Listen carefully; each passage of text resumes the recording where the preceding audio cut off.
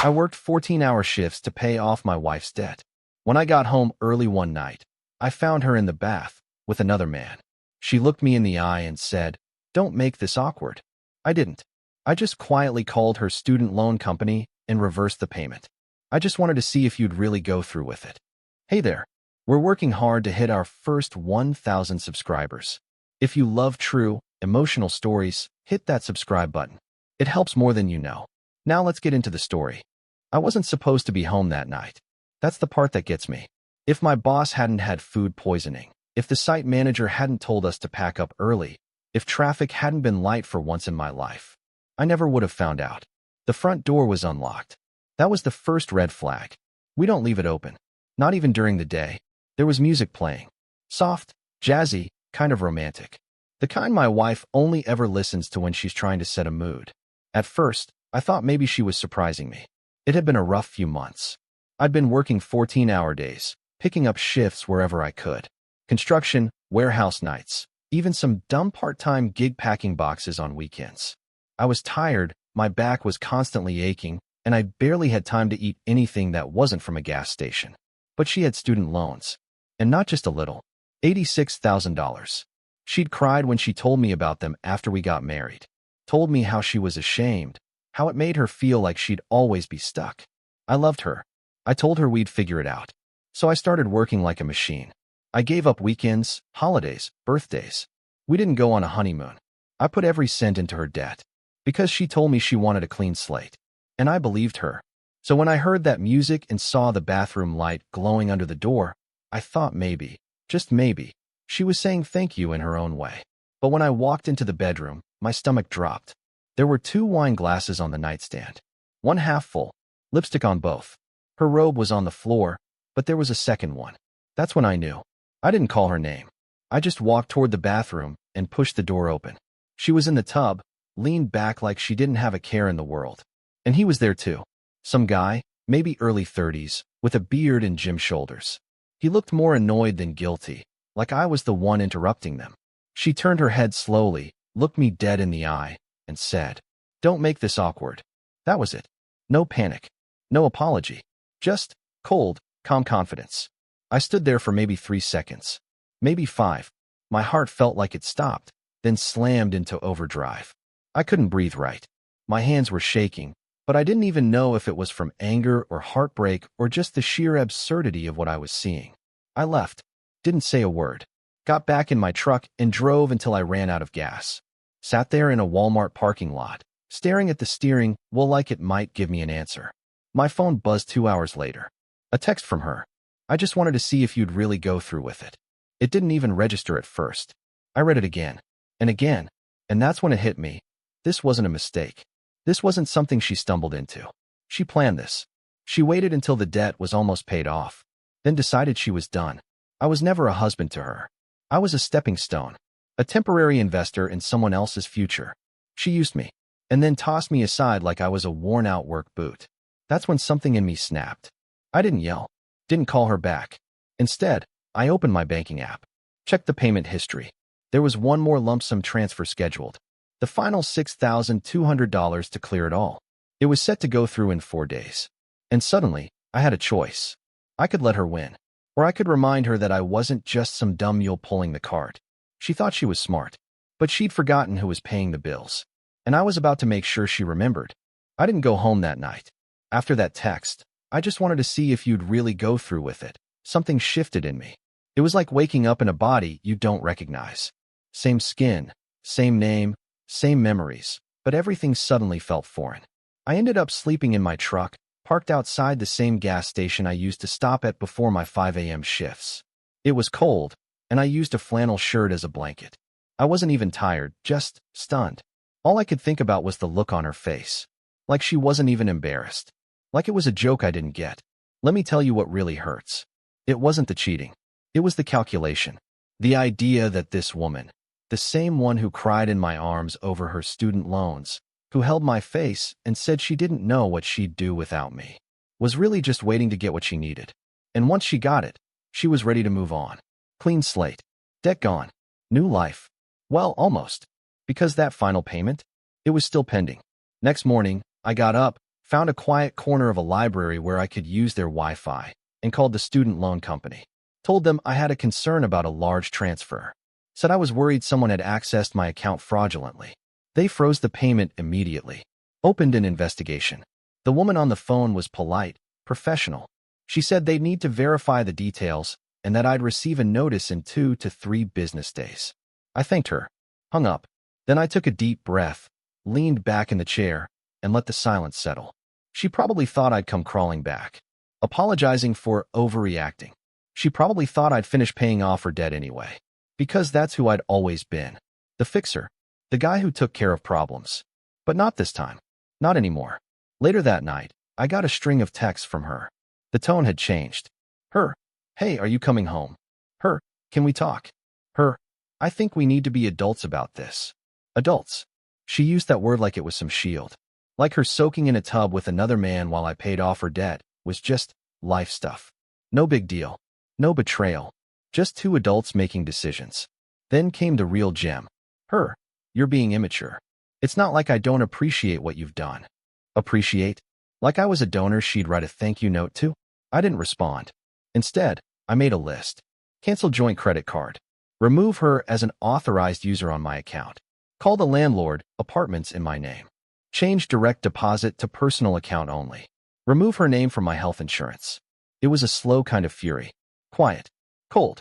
No yelling, no fighting, just cutting cords one by one. She didn't even know yet that the payment was reversed. Didn't know her fresh start was now flagged with a potential fraud report. She was walking around like the hard part was over. Like she'd pulled it off. And the worst part? I think she believed she deserved it. That she was owed that money. That future. That I was just the guy who should have picked up the pieces. Well, she's about to find out what happens when the mule stops pulling. 3 days later, she got the email. I was on the couch, sipping coffee from the mug she got me last Christmas. It said hardest worker in the room. The irony wasn't lost on me. She walked in from the bedroom like nothing happened. Hair wet from the shower, robe tied like we were still some happy couple. She didn't even acknowledge the silence. Just sat down across from me at the table with her phone, chewing on a piece of toast like she hadn't just set fire to our marriage in a bubble bath. Then her phone buzzed. I watched it all in real time. Her eyes scanning the screen, the corners of her mouth twitching, then freezing. She blinked. Once, twice, and then, boom. What is this? She asked, holding her phone up like I'd handed her a grenade. She already knew, but she wanted to hear me say it. I leaned back, calm as anything, and said, it's an investigation notice. Apparently, someone tried to make a $6,200 payment without proper documentation. Suspicious activity, they said. She stood up so fast the chair screeched. You froze my loan payment? It wasn't your payment, I said. It was mine. You wanted a fresh start. Guess you'll have to work for it this time. She looked like she didn't know whether to cry or scream. And for a second, she didn't say anything. Then, her face shifted, like she'd hit reset and decided to try a different strategy. She sat back down, lowered her voice. Soft, sweet, manipulative. Look, I know I hurt you, but this? You're messing with my future. There it was. Her truth. It wasn't our future. It was hers. I asked her one question. Simple. When did you start planning this? She didn't answer. Didn't need to. I'd already seen the messages.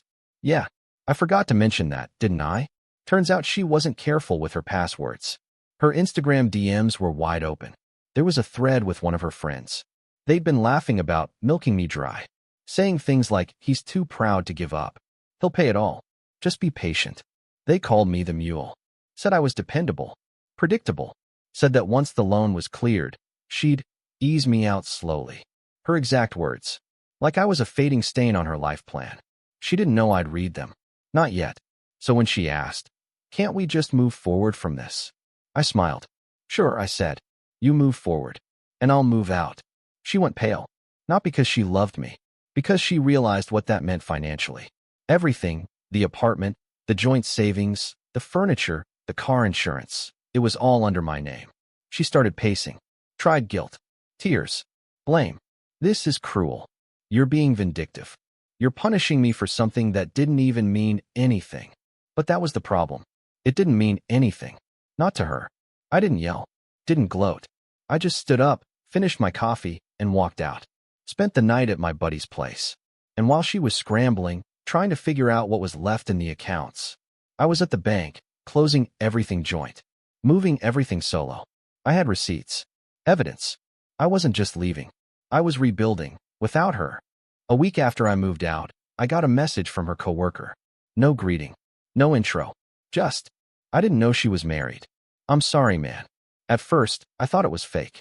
Some weird attempt at baiting me. But then he sent me screenshots. Turns out the man in the bathtub? Yeah, he wasn't just some random guy she picked up. He was the project lead on a corporate event she'd been organizing for months.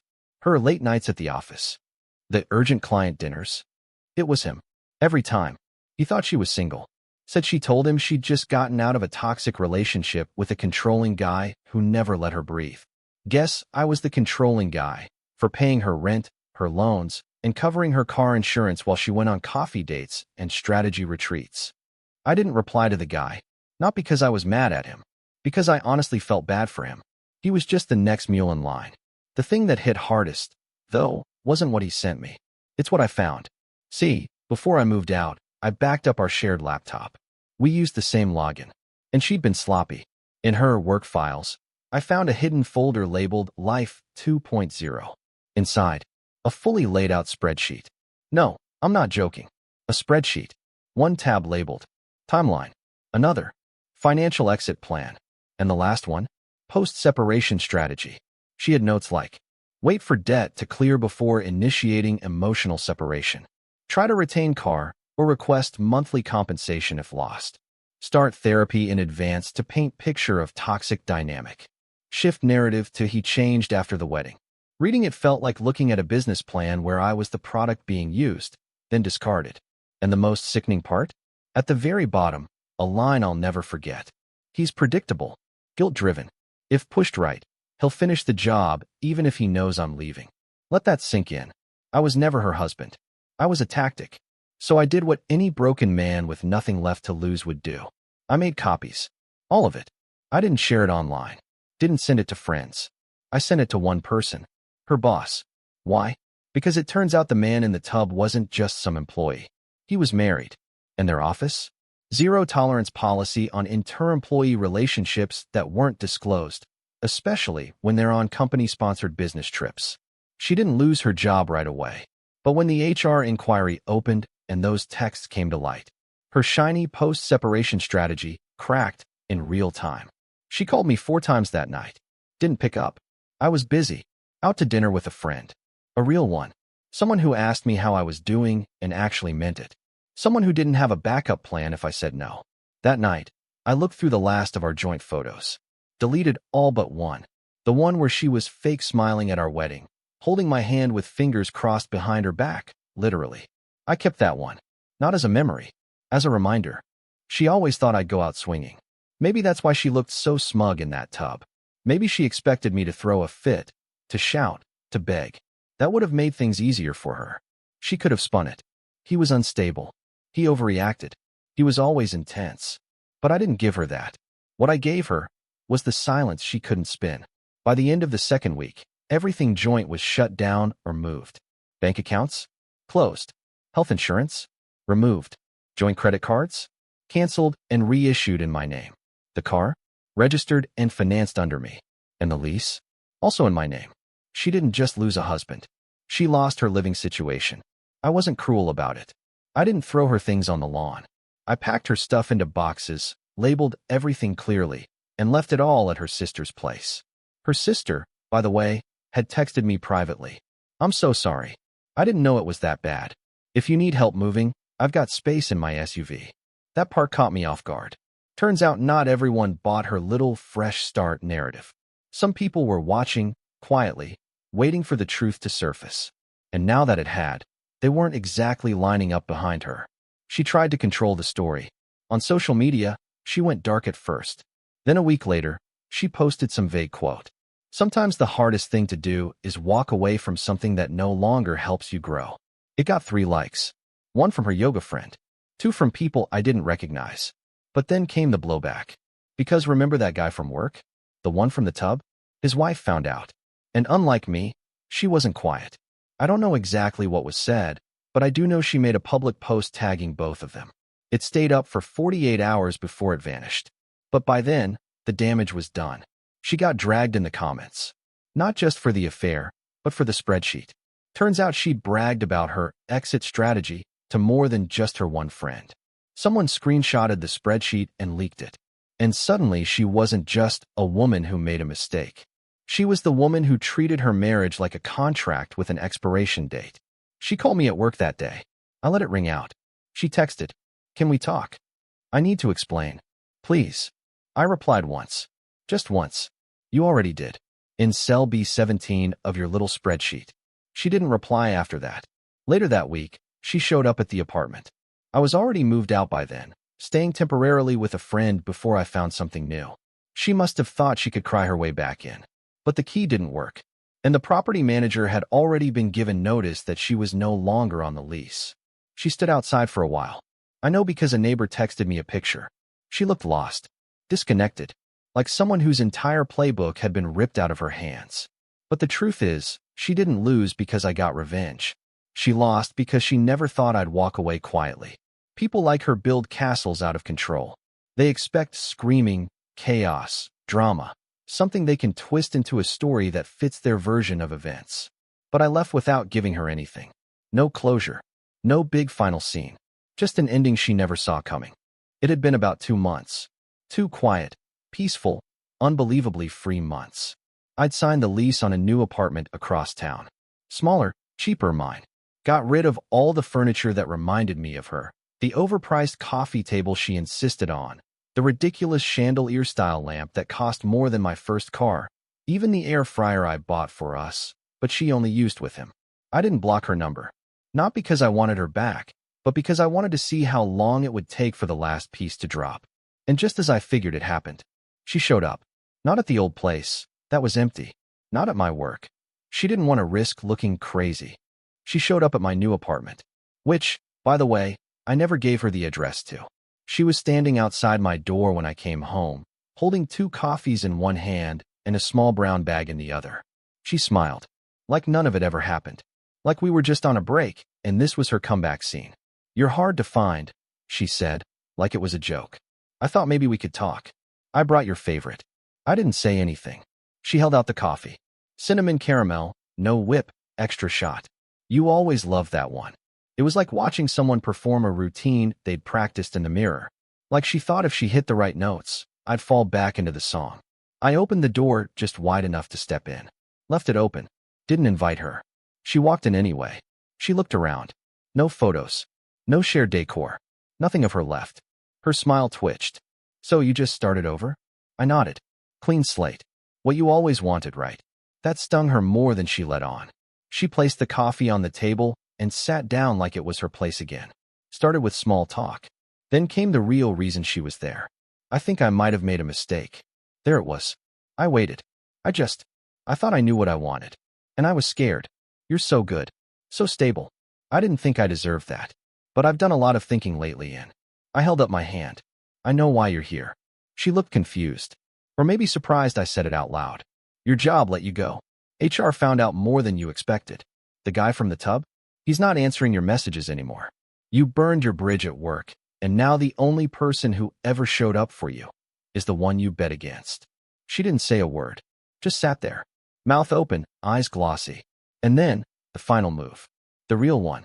I was wondering, she started slowly, carefully, if we could still handle the loan payments. Together.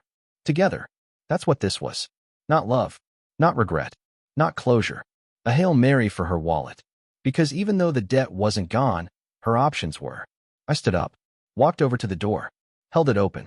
"You spent 2 years planning your exit like a business transaction. This is me making mine." She hesitated, stood, walked to the door slowly. "You really won't even think about it?" I didn't answer. But just before she stepped out, I said, "You always said you wanted to see if I'd really go through with it. Now you know." I closed the door. That was the last time I saw her. No dramatic last message. No breakdown. Just silence. She didn't just lose a husband. She lost her safety net. Her fallback. The man she called predictable. But this time, I was predictable in the one way that mattered. When someone shows me who they really are, I believe them. And I walk away for good. And that's the story. If you're still here, that means you're one of us. So go ahead, hit that subscribe button. I drop new chaos every single day, and trust me, tomorrow's story, it's even worse than this one.